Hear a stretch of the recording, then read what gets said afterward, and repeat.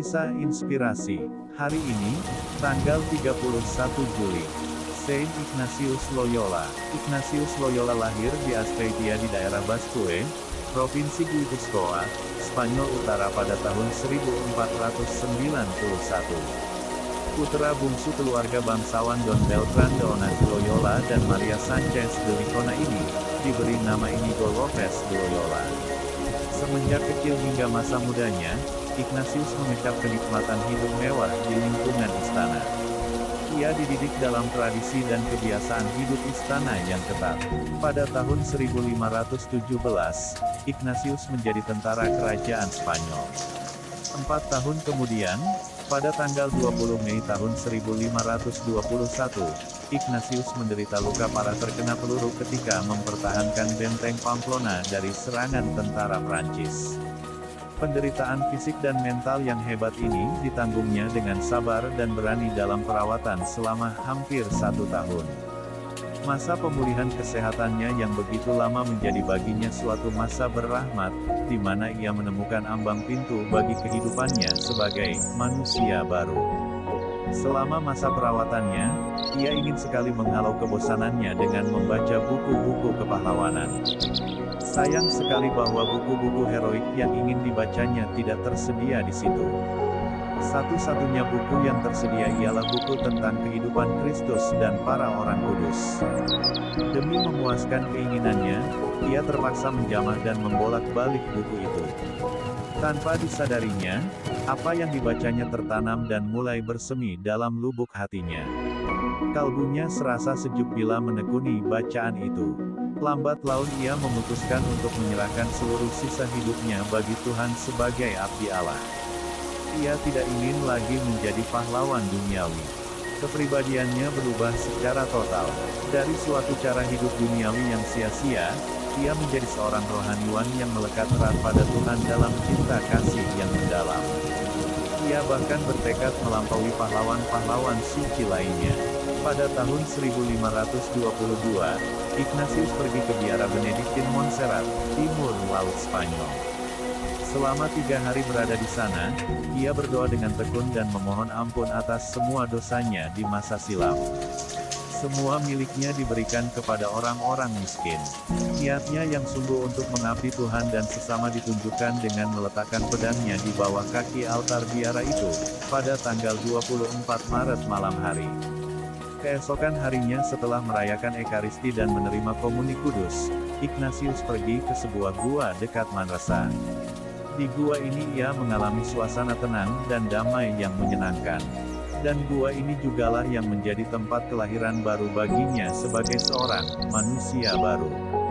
Meditasi dan doa-doanya selama berada di gua ini mengaruniakan kepadanya suatu pemahaman yang baru tentang kehidupan rohani.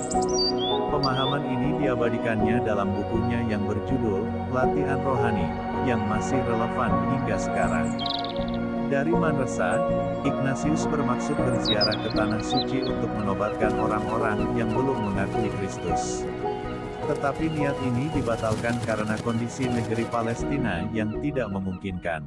Sebagai gantinya, ia kembali ke Barcelona, Spanyol. Pada tahun 1524, Ignatius semakin yakin bahwa tugas pelayanan bagi Tuhan dan sesama perlu didukung oleh pendidikan yang memadai.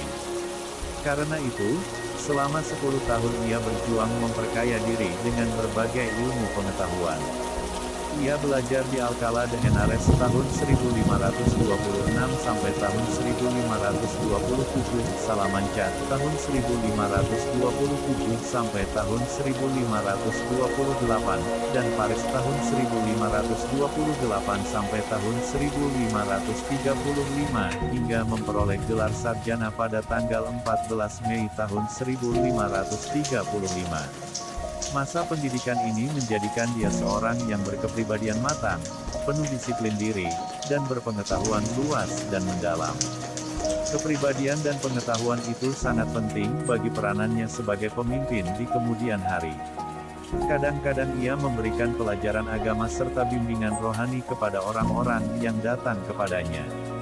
Tetapi kegiatan ini menimbulkan kecurigaan para pejabat gereja. Sebab tidaklah lazim seorang awam mengajar agama dan spiritualisme. Kariernya sebagai abdi Allah, dimulainya dengan mengumpulkan beberapa orang pemuda yang tertarik pada karya pelayanan kepada Tuhan dan gerejanya. Pemuda-pemuda yang menjadi pengikutnya yang pertama, antara lain Beato Petrus Faber, Santo Franciscus Xaverius, Diego Lainez, Simon Rodriguez, Alonso Salmeron, dan Nicolas Bobadilla. Kelompok pertama dari Serikat Yesus ini mengucapkan kaul hidup religius di Kapel Biara Benediktin di Montmartre. Selain mengikrarkan ketiga kaul hidup membiara, kemurnian, ketaatan dan kemiskinan, mereka pun mengikrarkan kaul tambahan, yakni kesediaan menjalankan karya misioner di Tanah Suci. Ignatius sendiri kemudian ditabiskan menjadi imam pada tanggal 24 Juni tahun 1537. Karena misi ke Palestina tak mungkin diwujudkan akibat perang waktu itu, maka kaul tambahan, kesediaan melanjutkan karya misi di Tanah Suci, dibatalkan dan diganti, pengabdian khusus kepada Sri Paus. Untuk itu Ignatius bersama rekan-rekannya menawarkan diri kepada Paus Paulus ketiga tahun 1534 sampai tahun 1549 untuk mengerjakan tugas saja yang diberikan oleh Paus, di mana saja dan kapan saja. Pada tanggal 27 September tahun 1540, Paus Paulus ketiga merestui keberadaan kelompok Ignatian, yang kemudian dikokohkan menjadi sebuah serikat rohaniwan dengan nama Serikat Yesus. Ignatius sendiri diangkat sebagai pemimpin pertama dalam sebuah upacara di Basilik Santo Paulus. Selama 15 tahun, tahun 1541 sampai tahun 1556, memimpin Serikat Yesus, Ignatius memusatkan perhatiannya pada pembinaan semangat religius ordonya. Semboyannya, yang kemudian menjadi semboyan umum Serikat Yesus, dalam melaksanakan tugasnya ialah, Ad Maiorem Dei Gloriam. Ia mendirikan banyak kolose antara lain Kolose Roma, yang kemudian menjadi Universitas Gregoriana, dan Kolose Jerman yang khusus mendidik para calon imam untuk karya kerasulan di wilayah-wilayah Katolik yang sudah dipengaruhi oleh Reformasi Protestan.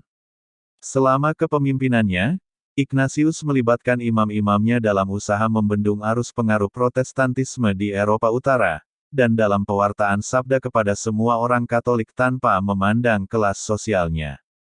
Ia mengutus Franciscus Xaverius, sahabat akrabnya, ke benua Asia yang masih kafir untuk membuka lahan baru bagi karya misioner gereja. Ignatius dikenal sebagai seorang rohaniwan yang ramah kepada sesamanya. Kasih sayangnya yang besar kepada orang-orang sakit dan lemah, anak-anak dan pendidikannya, terutama orang-orang berdosa banyak kali membuatnya menangis karena memikirkan kemalangan mereka. Ordo Yesuit yang didirikannya di Poles menjadi sebuah ordo religius yang bebas dari keketatan aturan hidup monastik lama yang kaku. Sebagai reaksi terhadap kekejaman gereja abad pertengahan, yang melahirkan reformasi Protestan, Ignatius menuntut ketaatan mutlak terhadap tahta suci dan prinsip-prinsip Katolik. Retret yang teratur diupayakannya sebagai suatu sarana ampuh bagi kedalaman spiritualitas orang-orang Kristen. Sebelum wafatnya pada tanggal 31 Juli tahun 1556, Ignatius menyaksikan keberhasilan ordonya dalam mengabdi Tuhan dan gerejanya. Provinsi serikatnya pada masa itu telah berjumlah 12 dengan 1.000 orang imam dan kira-kira 100 buah biara dan kolose.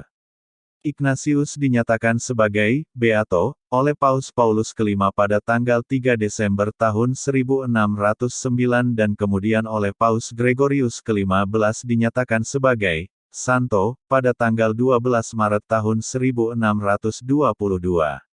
Ignatius diangkat sebagai pelindung semua kegiatan rohani oleh Paus Pius ke-11 pada tahun 1922.